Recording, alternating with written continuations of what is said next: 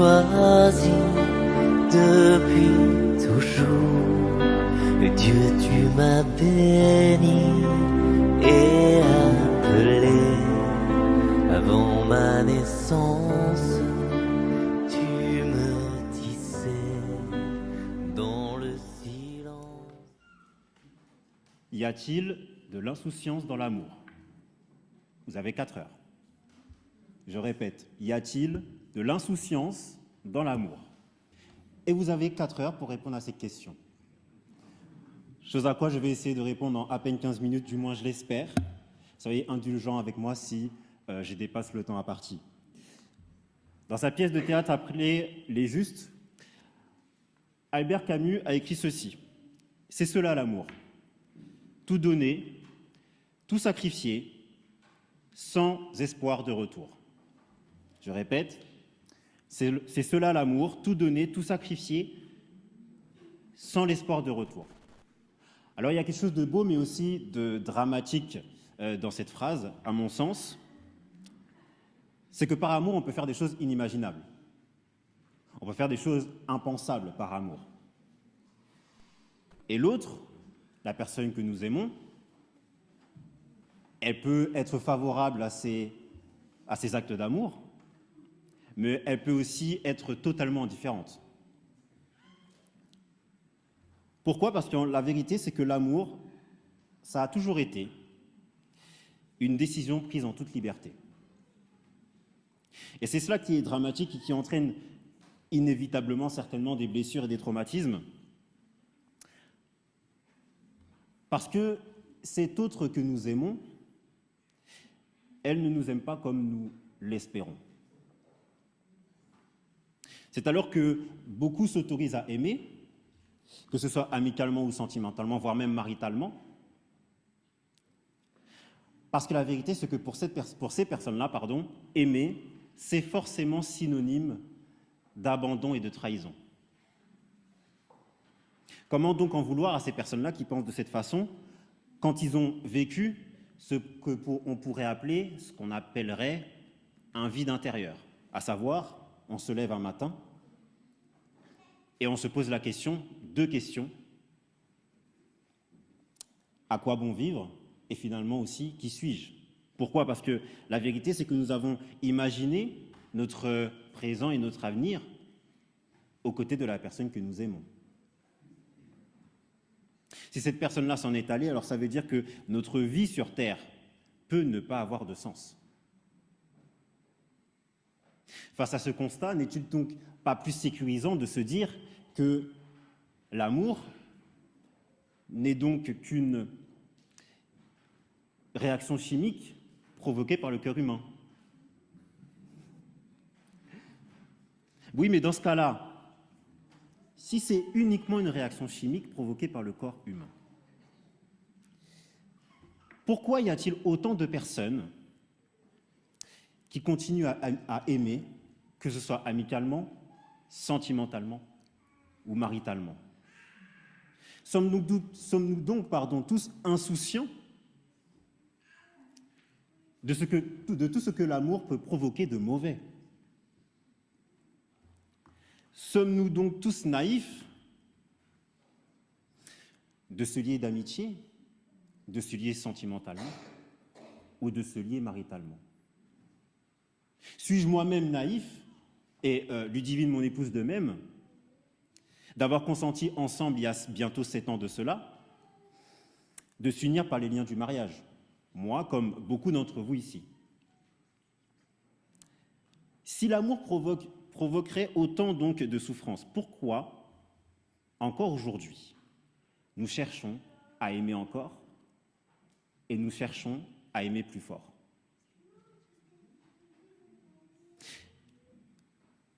Et la Bible dirait, et c'est ce qu'on va voir ce matin, que finalement l'amour donne envie d'y croire, l'amour donne envie de vivre, parce que la vérité, c'est que dans une relation, ce qui compte, ce ne sont pas les blessures, ce ne sont pas les méfaits, mais c'est la relation qui peut être encore vécue. Dans Jérémie chapitre 31, nous sommes plus ou moins dans les années 580 avant Jésus-Christ, et le peuple de Juda fait face à une catastrophe nationale, à savoir l'exil. L'exil, c'est cette catastrophe, finalement, parce que Dieu a donné une terre qu'il a finalement repris à cause des fautes du peuple de Juda. Leur faute, ça a été notamment de croire que Dieu serait présent éternellement auprès d'eux, et peu importe ce qu'ils sont capables de faire à l'extérieur de l'Église, à l'extérieur de leur temple. Les pires atrocités sont commises à l'extérieur de leur temple, de leur Église, mais ils étaient aussi capables, elle est là la perversion de la chose, de leur comportement, ils étaient aussi capables d'adopter une attitude de piété lorsqu'ils arrivaient dans leur temple tous les sabbats et chantaient « Gloire à Dieu, Amen, Alléluia ». Il est notre protecteur, il ne va jamais nous laisser tomber. Vous vous rendez bien compte qu'en fait, ça ne peut pas fonctionner comme ça. L'exil, a encore d'autres conséquences, qu'elles soient psychologiques et émotionnelles, qui sont d'ailleurs mentionnées dans Deutéronome chapitre 28. C'est-à-dire que l'exil, c'est ce moment-là, et je pense que beaucoup de personnes, certainement ici, l'ont certainement déjà vécu. L'exil, c'est ce moment où ta faute est inscrite sur ton front. Une faute qui te colle tellement à la peau qu'en fait, les personnes qui sont autour de toi ne t'appellent même pas par ton prénom, ils t'appellent par la faute que tu as commise. L'exil, c'est ce moment où, en raison de ta faute, la personne sur laquelle tu avais bâti ton monde est partie. Et donc, tu n'as plus aucune conviction, aucune certitude, mis à part le fait que tu es à rater ou que tu ne vaux plus rien. L'exil, c'est aussi ce moment où d'autres personnes te dictent ce que tu vas être, ce que tu dois être. Parce qu'en raison de ta faute, tu seras forcément inférieur à eux. Ils t'autorisent à rêver aussi de l'avenir, sauf qu'ils vont t'autoriser à rêver de ton avenir uniquement en fonction de l'étiquette qu'ils ont collée sur toi. L'exil, c'est ce moment où tout ce qui concerne Dieu, le divin, n'est plus ta réalité, parce que même lui t'a laissé tomber.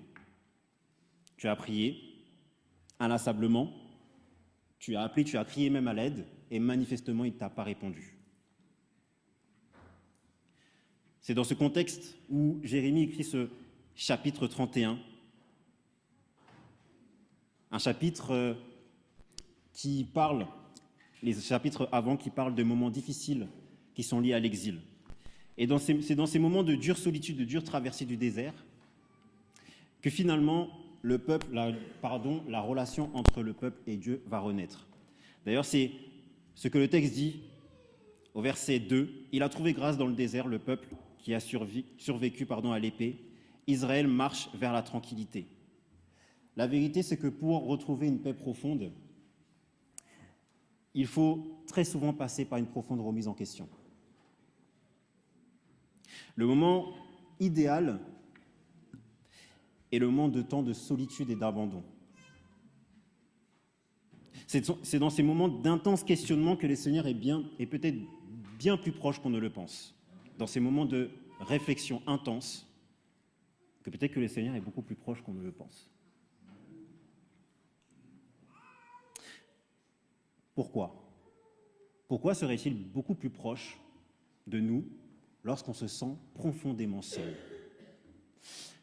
La vérité, c'est que c'est une question de fidélité. C'est une question de fidélité dans la relation, une question de fidélité dans l'alliance. C'est la raison pour laquelle le texte dit « Je t'aime d'un amour éternel, c'est pourquoi je te conserve ma fidélité ». Ce qui pourrait être perçu de manière assez paradoxale. Pourquoi ? Comment ce serait possible, humainement parlant, de rester fidèle vis-à-vis d'une personne qui a tout fait pour que la relation s'arrête ?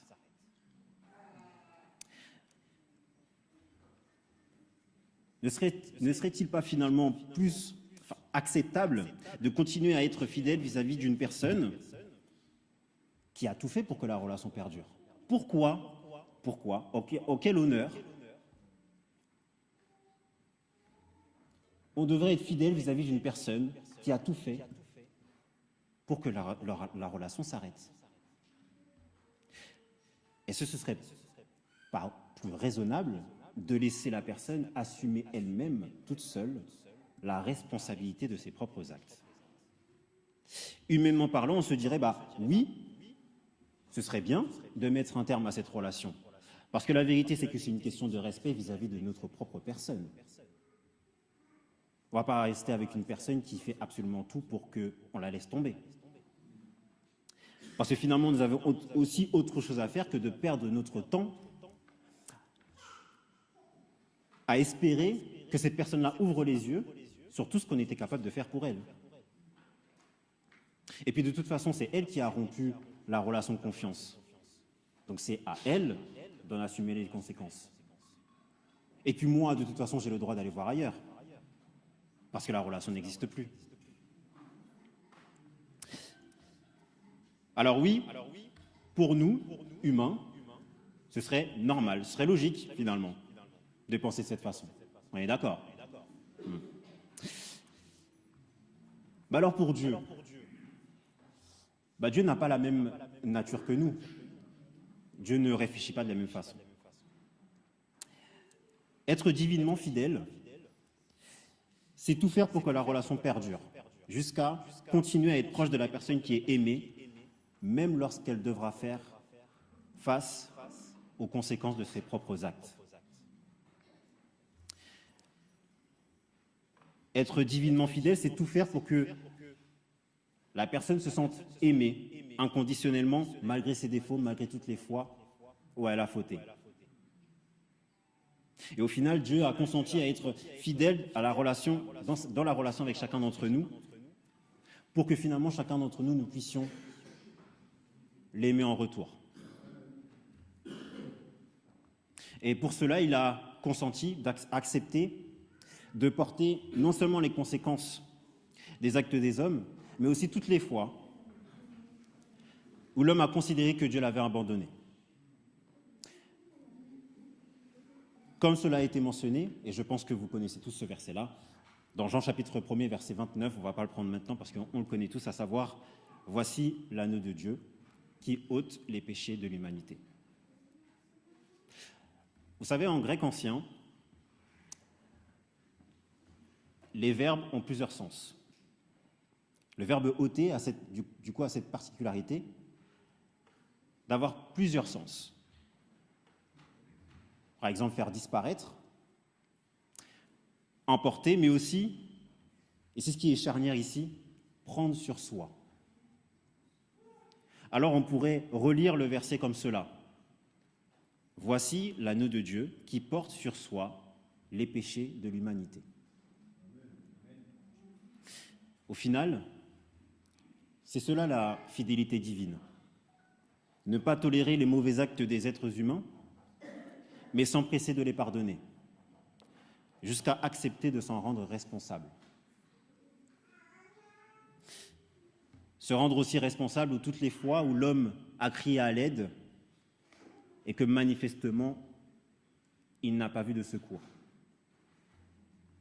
Parce que la fidélité divine, c'est ce qui compte dans la fidélité divine, ce qui compte, ce ne sont pas les mauvais actes, ce ne sont pas les méfaits, mais c'est la relation qui peut être encore vécue, dans laquelle Dieu aime sa créature et en raison de l'amour qu'il a pour sa créature elle-même prend la décision de l'aimer en retour. Et je vais conclure. C'est parfait, il me reste à peine 5 minutes. Albert Camus a défendu l'idée philosophique de l'absurde. L'absurde, c'est cette idée que la vie n'a pas d'autre trajectoire que la mort. La vie va inévitablement vers la mort. Et pour cette raison, l'homme doit absolument tout faire pour trouver un sens à une vie qui factuellement n'en a pas.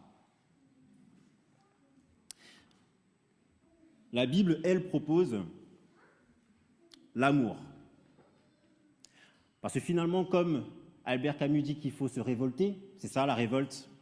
La révolte, c'est trouver un sens à son existence, trouver un sens à une existence qui finalement n'en a pas. La Bible, propose l'amour comme seule révolte valable. Parce que c'est l'amour qui guérit les blessures. Et parce que aussi en aimant, nous aimons aussi la vie. Et en étant aimés, nous retrouvons l'envie de vivre.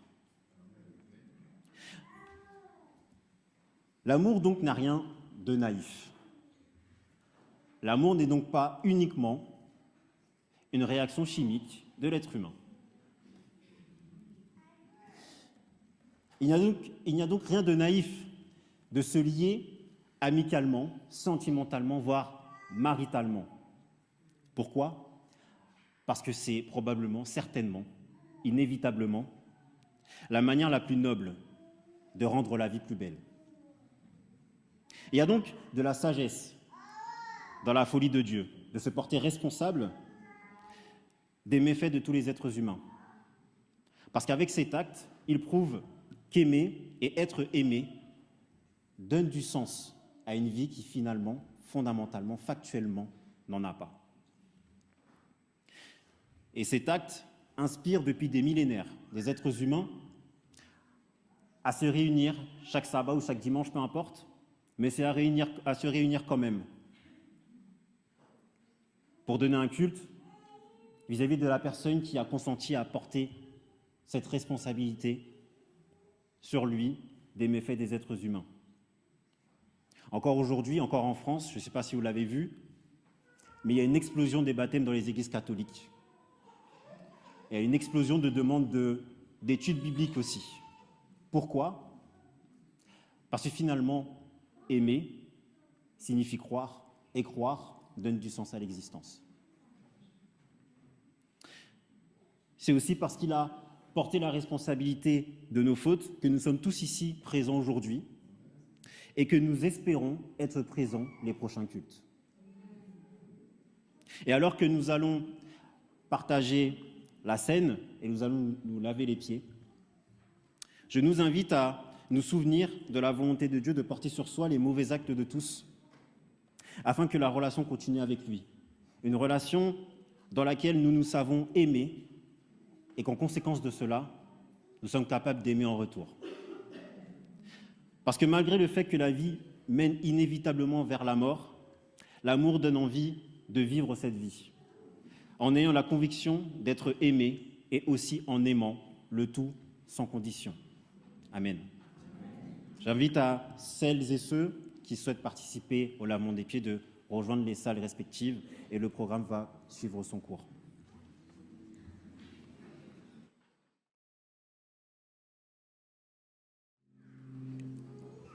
Qui a cru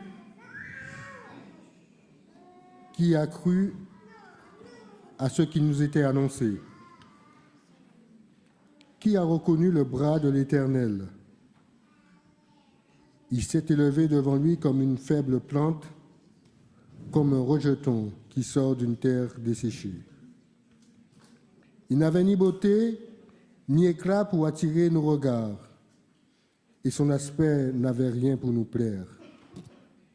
Méprisé et abandonné des hommes, homme de douleur, habitué à la souffrance, semblable à celui dont on détourne le visage. Nous l'avons dédaigné, nous n'avons fait de lui aucun cas. Cependant, ce sont nos souffrances qu'il a portées, c'est de nos douleurs qu'il s'est chargé, et nous l'avons considéré comme puni, frappé de Dieu et humilié. Mais il était blessé pour nos péchés, brisé pour nos iniquités. Le châtiment qui nous donne la paix est tombé sur lui, et c'est par ses meurtrissures que nous sommes guéris. Nous étions tous errants comme des brebis, chacun suivait sa propre voie, et l'Éternel a fait retomber sur lui l'iniquité de nous tous. Amen.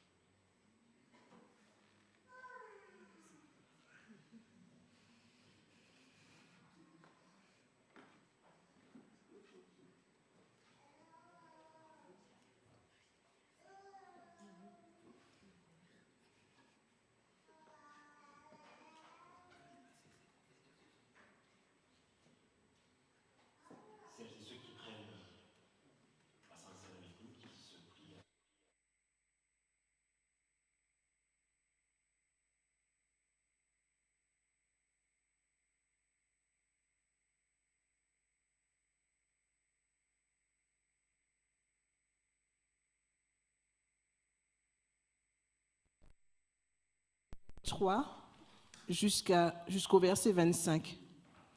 Car j'ai reçu du Seigneur ce que je vous ai enseigné, c'est que le Seigneur Jésus, dans la nuit où il fut livré, prit du pain et après avoir rendu grâce, le rompit et dit, « Ceci est mon corps qui est rompu pour vous. Faites ceci en mémoire de moi. » Ceux qui peuvent se mettre à genoux, on va prier pour le pain.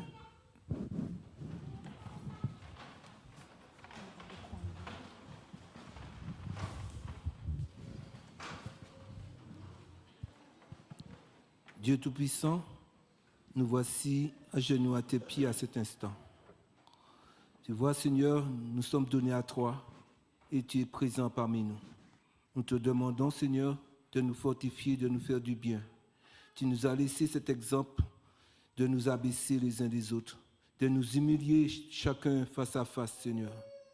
Alors, Seigneur, à cet instant, on te demande ta présence et que cela se fait selon ta volonté. Merci pour ce geste que tu as fait pour nous laisser cet exemple, Seigneur. Merci de nous rappeler que nous ne sommes rien devant ta face et que tu nous aimes tels que nous sommes. Dieu Tout-Puissant, reste avec nous, accompagne-nous dans ce moment et que tout ce qui se fera ici à cet instant puisse quelque chose pour nous rapprocher de toi et pour nous permettre de voir que tu t'es sacrifié, mais tu es vivant, Seigneur. Merci pour cela. Au nom de Jésus, je t'ai prié. Amen.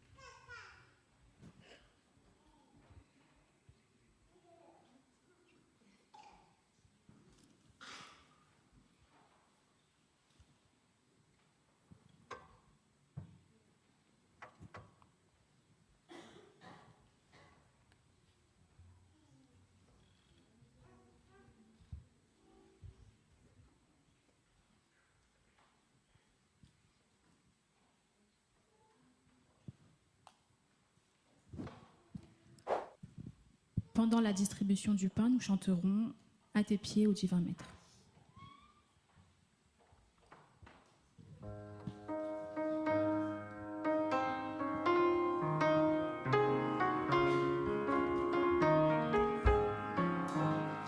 À tes pieds, ô divin Maître, je me place avec honneur en t'adorant, je veux être ton disciple, ô mon sauveur. Parle, j'ai soif de t'entendre, parle, je n'ai qu'un désir, que ta voix puissante et tendre à mon cœur se fasse ouïr. Parle, j'ai soif de t'entendre, parle, je n'ai qu'un désir, que ta voix puissante et tendre à mon cœur se fasse ouïr.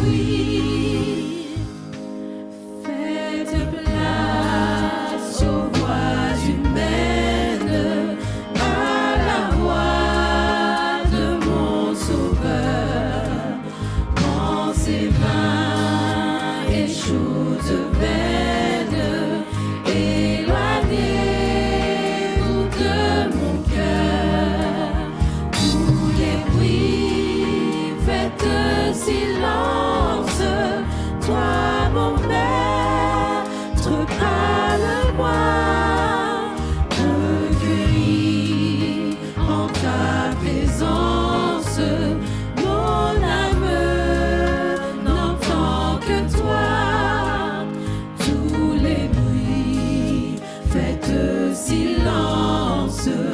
Toi, mon maître, parle-moi, recueilli en ta présence. Mon âme n'entend que toi.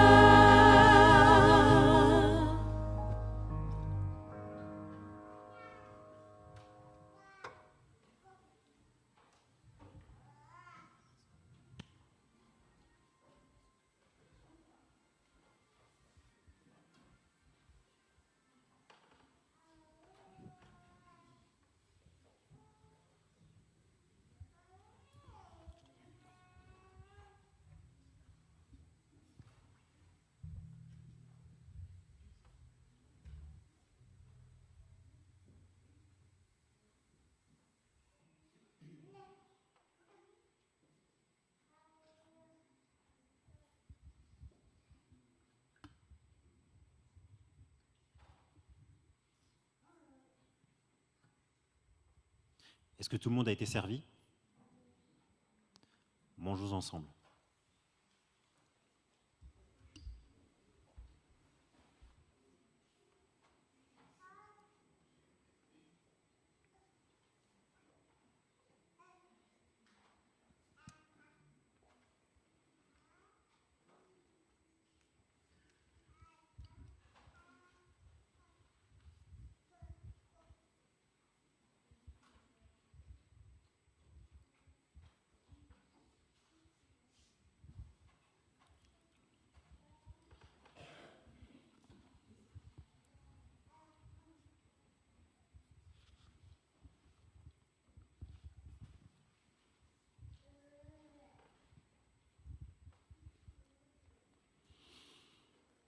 Nous poursuivons la lecture dans ce texte de 1 Corinthiens, cette fois-ci au verset 25 et 26. De même, après avoir soupé, il prit la coupe et dit : « Cette coupe est la nouvelle alliance en mon sang. Faites ceci en mémoire de moi toutes les fois que vous en boirez. Car toutes les fois que vous mangez ce pain et que vous buvez cette coupe, vous annoncez la mort du Seigneur jusqu'à ce qu'il vienne. » Amen.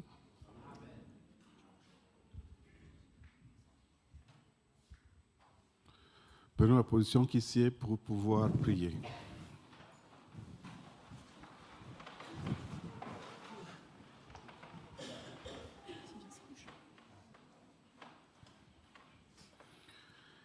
Dieu de grâce, Dieu de paix, Seigneur éternel, nous revenons devant ta face, Père, dans ce service, pour te présenter ce symbole du sang purificateur, symbole du sang qui délivre, symbole du sang qui lave complètement nos âmes, qui nous lave de tout péché, qui nous purifie de toute iniquité.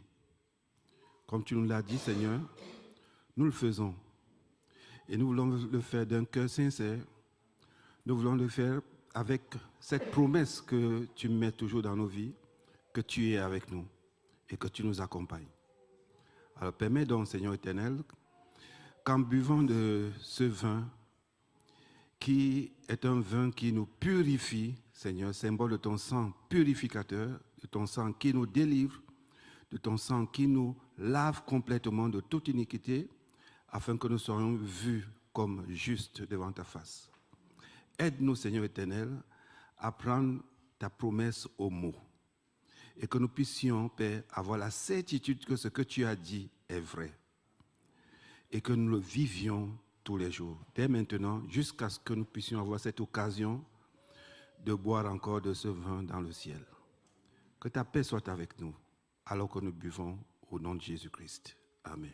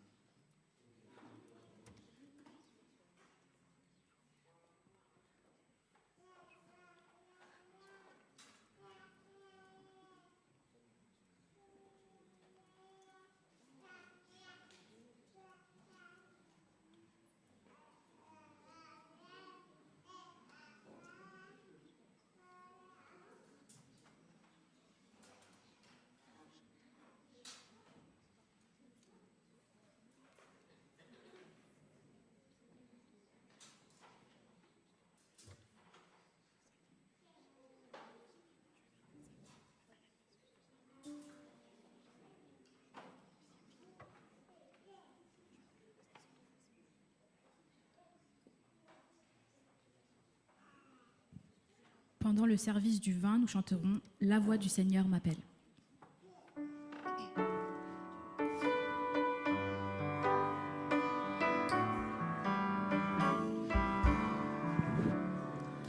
La voix du Seigneur m'appelle, prends ta croix et viens, suis-moi. Je réponds, Sauveur fidèle, me voici, je suis à toi. Jusqu'au bout, je veux te suivre dans les bons, les mauvais jours. À toi pour mourir et vivre, à toi Jésus pour toujours.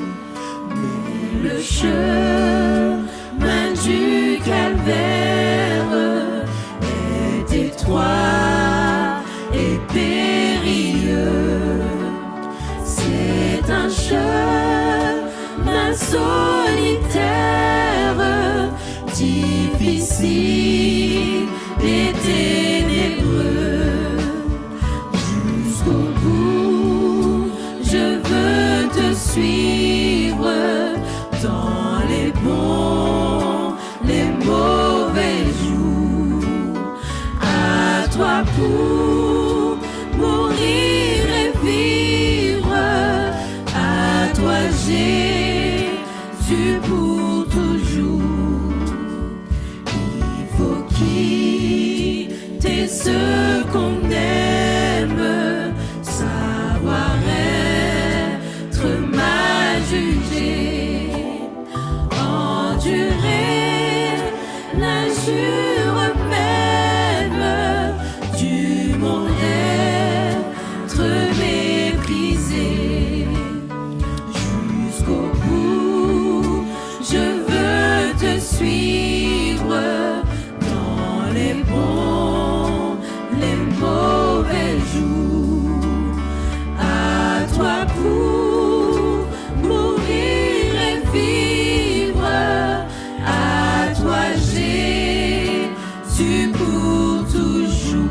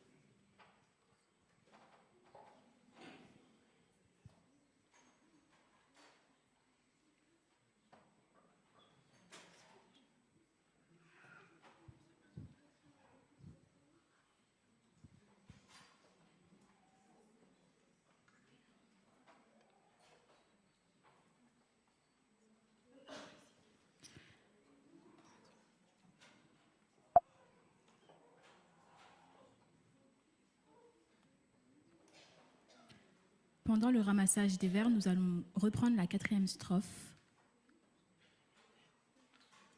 du 495.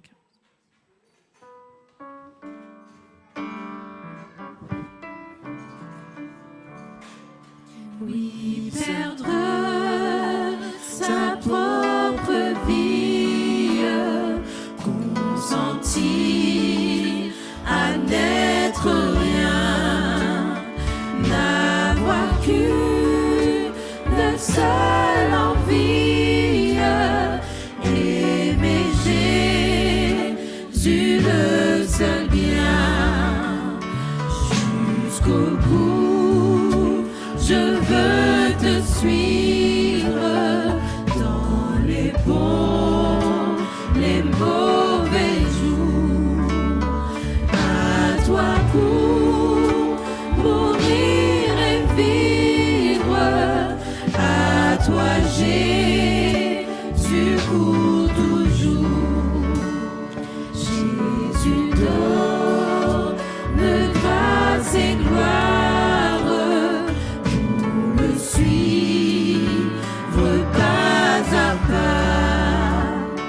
Avec lui, joie et victoire, paix et bonheur ici-bas. Jusqu'au bout, je veux te suivre dans les bons, les mauvais jours. À toi pour mourir et vivre, à toi Jésus pour toujours.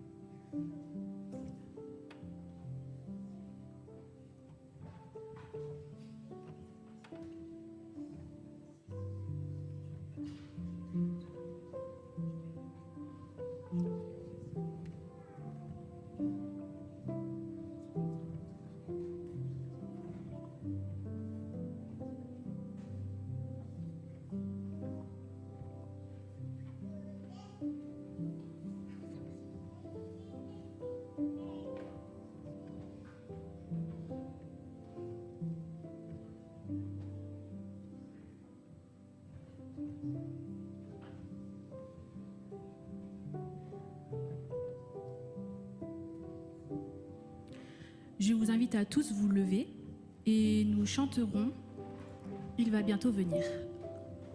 Le 111 de l'hymne des louanges.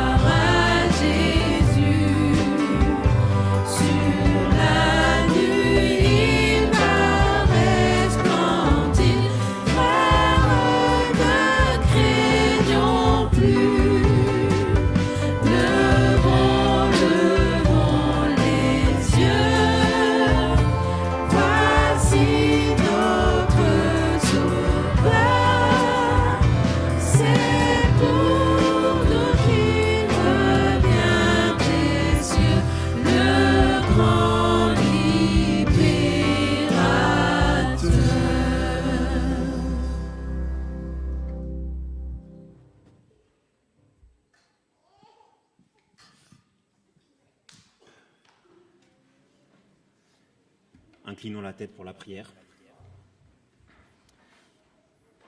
Seigneur notre Dieu, nous te remercions pour ce moment de recueillement que tu nous as permis de passer tous ensemble, Seigneur. Que ton acte, l'acte que tu as consenti à faire, c'est dans nos mémoires, dans nos cœurs également, pour que cela puisse inspirer nos comportements vis-à-vis de chacun d'entre nous, et aussi dans la vie que nous menons sur terre, Seigneur, pour que ce sacrifice que tu as consenti à faire sur la croix, qui puisse être ce qui nous influence, Seigneur, dans la vie que nous menons sur terre, soit avec chacune des personnes qui sont ici présentes, celles et ceux qui n'ont pas pu venir, et c'est au nom de Jésus que je t'ai prié. Amen. Tu es saint.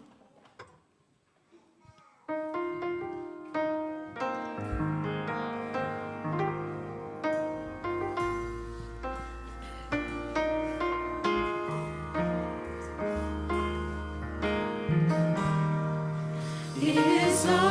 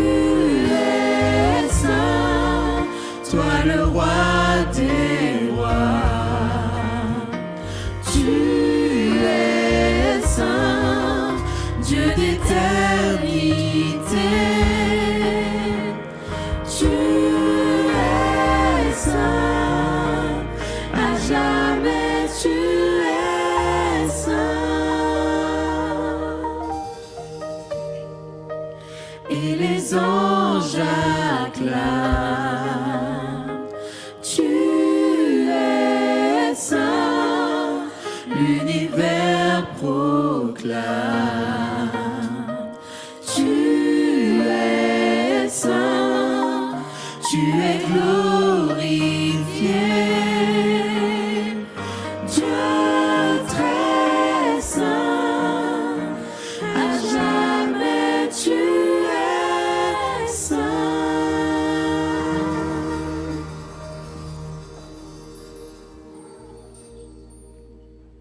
Recevons la bénédiction du Seigneur. Or à celui qui peut faire, par la puissance qui agit en nous, infiniment au-delà de tout ce que nous demandons ou pensons. À lui soit la gloire dans l'Église et en Jésus-Christ, dans toutes les générations, au siècle des siècles. Amen.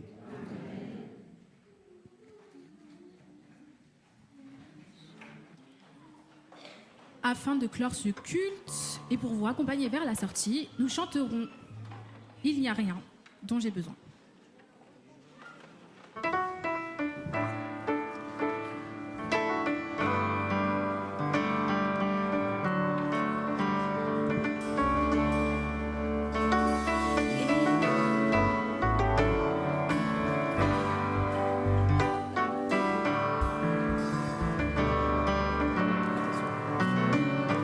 Il n'y a rien dont j'ai besoin qu'il ne puisse me donner. Il n'y a rien dont j'ai besoin qu'il ne puisse me combler lorsque je crois. Lorsque je crois. Il n'y a rien dont j'ai besoin qu'il ne puisse me donner. Il n'y a rien dont j'ai besoin qu'il ne puisse me combler lorsque je crois. Lorsque je crois. Alors je dis à la montagne éloigne-toi. Alors je dis à la montagne jette-toi dans la mer. Alors je dis à la montagne éloigne-toi. Alors je dis à la montagne jette-toi dans la mer parce que je crois. Parce que je crois. Il n'y a rien. Il n'y a rien dont j'ai besoin qu'il ne puisse me donner. Il n'y a rien dont j'ai besoin qu'il ne puisse me combler lorsque je crois. Lorsque je crois. Il n'y a rien dont j'ai besoin qu'il ne puisse me donner. Il n'y a rien dont j'ai besoin qu'il ne puisse me combler lorsque je crois. Lorsque je crois. Alors je dis à la montagne éloigne-toi. Alors je dis à la montagne jette-toi dans la mer. Alors je dis à la montagne éloigne-toi. Alors je dis à la montagne jette-toi dans la mer parce que je crois. Parce que je crois. Parce que je crois. Oh oui, je crois.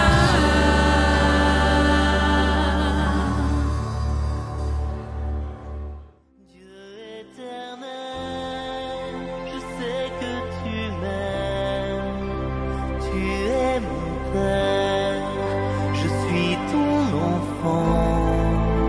Dieu éternel, je sais que tu m'aimes, je suis à toi, éternellement. Où donc aller? Loin de ton souffle, où m'enfuirai-je? Loin de ta face, je monte aux cieux. Mon Dieu, tu es là dans les abîmes. Ta main est sur moi, Dieu éternel.